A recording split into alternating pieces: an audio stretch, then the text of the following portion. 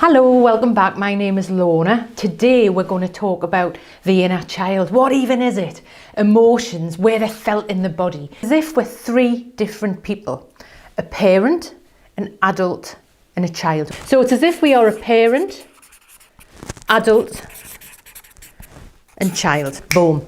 Guess where the inner child is? We'll get to that in a second. Ego state. This comes from our parents, our grandparents. We may find ourselves, you might find yourself saying something that, oh, that's what my dad said, or that's what my mum said. Society, religion, bigger, the media, you know, how women should be, how boys should be. It has two different sides to it.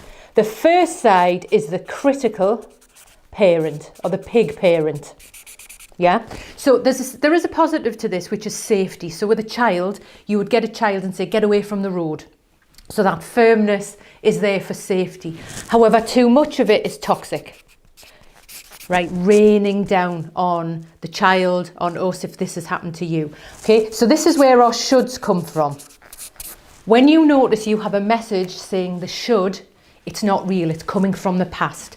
It is coming from the past. So, you know, and those negative thoughts we get, the intrusive thoughts. So the shoulds, the you're not good enough. So that's the critical ego state there in the parent. The other side is the nurturing parent.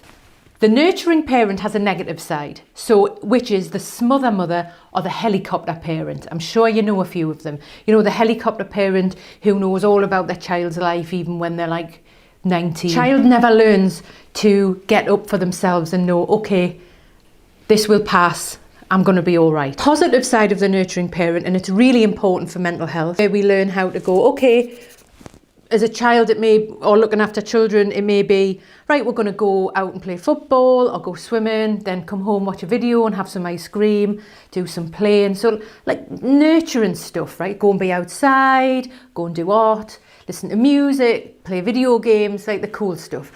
If we haven't had a parent who's given us that, it's difficult for us to self-care in the here and now as adults. This is where it's hard work. Adult ego state is actually quite boring, but it is in the here and now.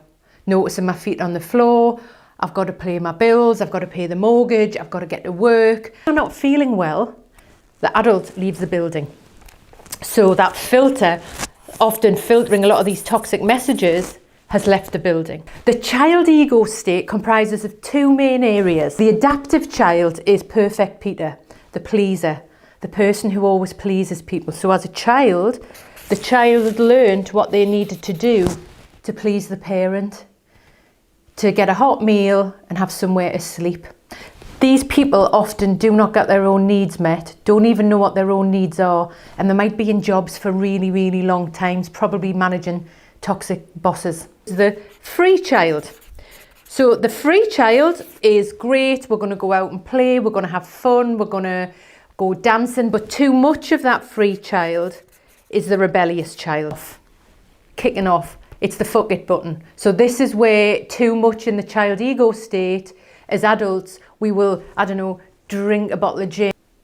And drive in the wrong direction. You know, it really is. This is where addiction is, food, sex, porn, all this stuff, addiction to work, just too much on the rebellious child. Feelings live in our child ego state. 4 feelings that we have are happy, sad, anger, and fear. There is room for all of these. We cannot just be happy all the time. Everything is light and shade. Of them are somatic. When I say that, I mean you feel them in your body.